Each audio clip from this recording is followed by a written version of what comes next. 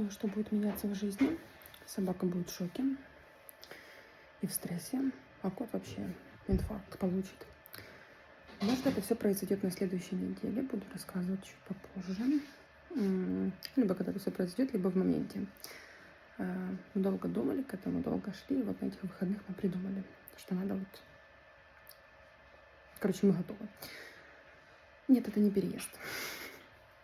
Вот. Может, на следующей неделе мы сделаем свой выбор и буду показывать, а может, чуть попозже.